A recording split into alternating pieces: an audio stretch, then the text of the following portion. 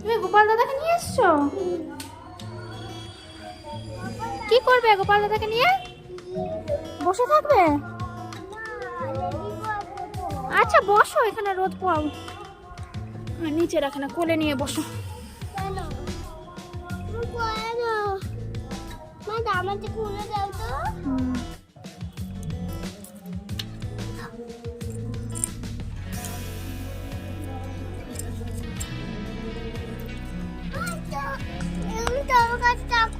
রেখে দাও, রেখে দাও, দানাগুলো রেখে দাও। আমার কাছে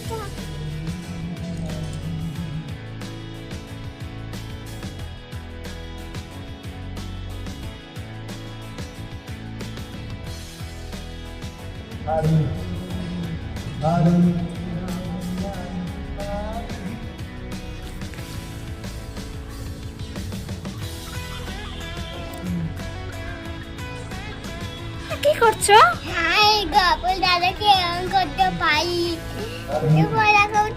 তুমি কি করবে এখন গোপাল দাদাকে নিয়ে? সাজুগুজু করাবে গোপাল দাদাকে? আচ্ছা চলো। রাধে রাধে এভরিওয়ান, তোমরা কেমন আছো? আশা করছি সবাই ভালো আছো, আর আমরাও কিন্তু খুব ভালো আছি। তো আবার নতুন করে দীপাবলি পালন হবে, মানে 22শে জানুয়ারি হচ্ছে রামলালার প্রাণ প্রতিষ্ঠা হবে অযোধ্যায়, মানে বনবাসের পরে, দীর্ঘ বনবাসের পরে আবার অযোধ্যায় রামচন্দ্র ফেরত আসবে। তো সেই জন্য ভাবলাম আমার গোপু সোনাকেও একটু সাজিয়ে দিই, আর অংশ আমার কিন্তু হাতে হাত লাগিয়ে কাজ করে দিচ্ছে, যেহেতু রামচন্দ্র আসবে সবার বাড়িতে, সেই জন্য ও গোপাল দাদাকে সাজাতে ব্যস্ত হয়ে রয়েছে। তো আমার সঙ্গে সঙ্গে দেখো অংশু সারাদিন কি করছে। তো চলো তোমাদের সঙ্গে সেটাই শেয়ার করি যে কী কী করছে সারাদিন ধরে আমার সঙ্গে সঙ্গে।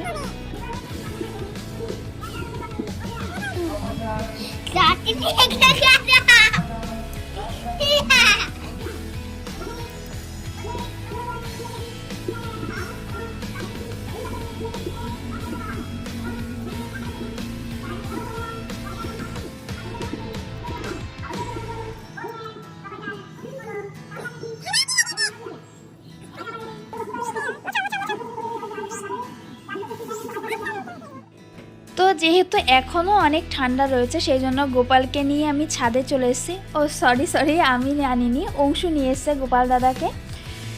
তো গোপাল দাদা, হ্যাঁ আমি ভুল বলছি, সরি বাবা। তো এরপর গোপালকে পরিষ্কার করে স্নান করিয়ে নিলাম, আর এইদিকে দেখো অংশু কিন্তু অনেক কাজ করছে। দেখো অংশু এইদিকে হচ্ছে প্রদীপ রং করছে আর কি, যেহেতু রাত্রবেলা প্রদীপ জ্বালাতে হবে সেই জন্য। তো এইদিকে আমি গোপালের অঙ্গরাজ করছি, আর ওইদিকে কিন্তু অংশু মানে সমস্ত মন প্রাণ দিয়ে একদম সুন্দরভাবে প্রদীপ রং করছে।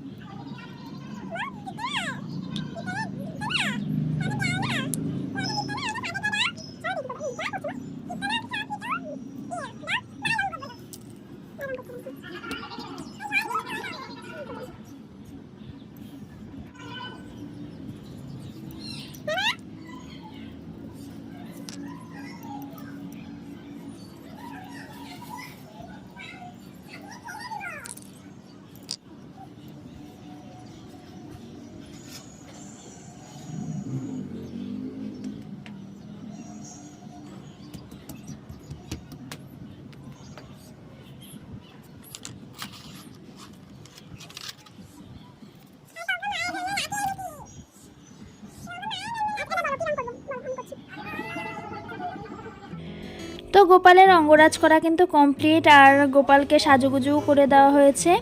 আর এইদিকে অংশুরও কিন্তু প্রদীপ রং করা কমপ্লিট হয়ে গেছে। এর মধ্যে 3টে প্রদীপ আমার আগের আনা ছিল, এই যে 2টো পিঙ্ক রঙের যে প্রদীপ রয়েছে পদ্ম ফুলের মতো, আর ওইদিকে একটা শঙ্খ প্রদীপ রয়েছে। আর বাদ বাকিগুলো আমি আর অংশু কালার করেছি। তো কেমন লাগছে? অংশু আবার ছাদে কিছু ধনিয়া গাছ ছিল, তো সেইখান থেকে একটা ফুল এনে গোপালের হাতে গুজে দিয়েছে। তো কেমন লাগছে গোপালকে জানিও। আর এই দেখো অংশু আবার সাজাচ্ছে যে কিভাবে কিভাবে ছবি তুলতে হবে, আমাকে আবার বলে দিচ্ছে মা এইভাবে করো এইভাবে করো। তো সেইভাবে একটু ভিডিও করলাম।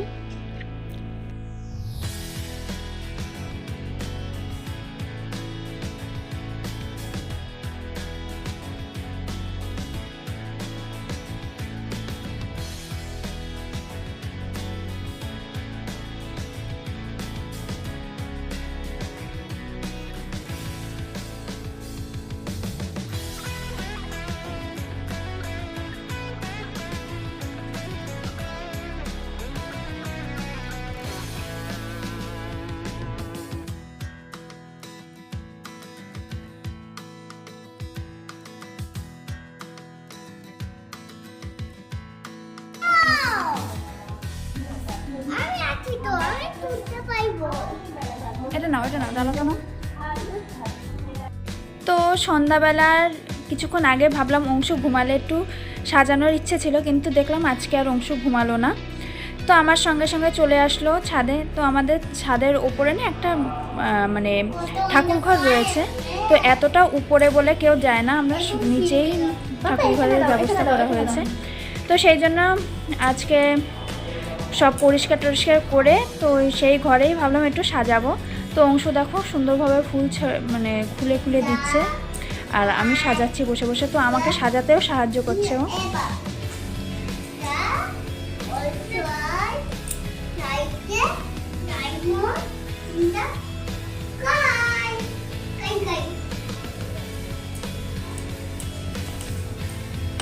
এখানে দাও, এখানে দাও, এখানে দাও।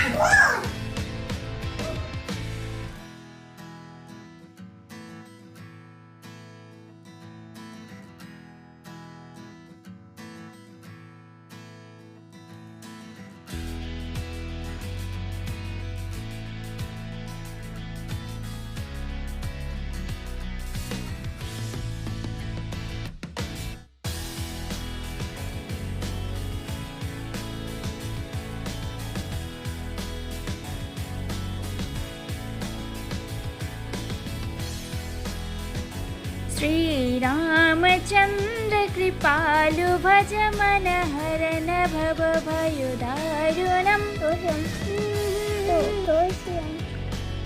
কি লিখছে তো? পাপা ওটা লিখেছে হচ্ছে সীতারাম। মা তাইটা পাইয়ে পড়ে আছে। হ্যাঁ, যাও খোঁজো খোঁজো।